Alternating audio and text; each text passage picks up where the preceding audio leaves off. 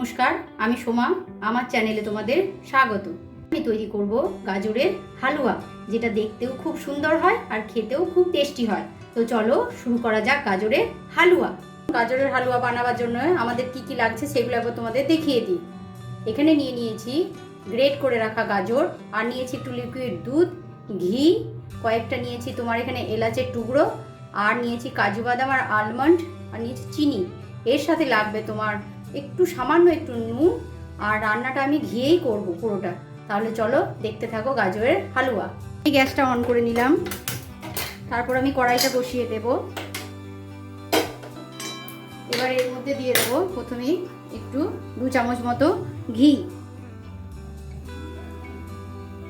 ঘিটা গরম হয়ে গেছে, এবার এলাচগুলো দিয়ে দেবো। এলাচগুলো আমি একটু ফাটিয়ে নিয়েছিলাম, তারপর ভালোভাবে এলাচগুলো একটু নেড়ে নেব। এরপর এর মধ্যে দিয়ে দেবো আমি গ্রেট করে রাখা গাজরটা।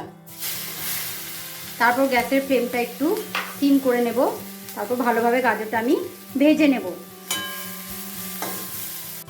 দেখো আমি এখানে 500 গ্রাম মতো গাজর নিয়েছিলাম। ভালোভাবে নাড়াচাড়া করে আমি এর মধ্যে দিয়ে দেবো সামান্য একটু নুন। তাতে কি হবে, যদি গাজরে একটু জল থাকে ভালোভাবে জলটা বেরিয়ে যাবে। এরপর এটা ঢাকা দিয়ে দেবো,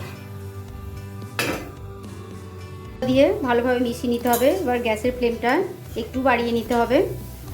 গাজরটা একটু ভালোভাবে ভেজে নিতে হবে যাতে গাজরের কাঁচা গন্ধটা না থাকে। তার জন্য আমরা মিনিট 10 গাজরটা ভালোভাবে ভেজে নেব। দেখো গাজরটা আমার ভালোভাবে ভাজা হয়ে গেছে। এবার এর মধ্যে দিয়ে দেব লিকুইড দুধটা, তারপরে এটা আবার ভালোভাবে নেড়ে নেব। এবার গ্যাসের ফ্লেমটা আমার সিম করা আছে। এবার মিনিট 2 এটা কড়াই হতে দিয়ে দেব। দুধটা দেওয়ার পর এটা প্রায় হয়ে গেছে সেদ্ধ। এরপর এর মধ্যে দিয়ে দেব চিনি, আর দিয়ে দেব কাজু আর আলমন্ডের টুকরোগুলো। তারপর ভালোভাবে আবার নেড়ে নেব। এবার চিনিটা দেওয়ার ফলে এতে আর একটু জল বেরিয়ে যাবে, তাই আবার মিনিট 2 রেখে দেবো এইভাবে। আর গ্যাসের ফ্লেমটা একটু বাড়িয়ে দেব। দেখো চিনিটা থেকে একটু জল বেরিয়ে গেছে। এবার এটা ভালোভাবে নেড়ে নিতে হবে, আর গ্যাসের ফ্লেমটা আমি বাড়িয়ে দিলাম। তাতে কী হবে, একটু ভাজা ভাজা মতো হয়ে যাবে, চিনিটাও ভালোভাবে গলে যাবে। দেখো এটা আমার হয়ে গেছে। এবার এটাতে সামান্য 1 চামচ ঘি দিয়ে এটা নামিয়ে নেব।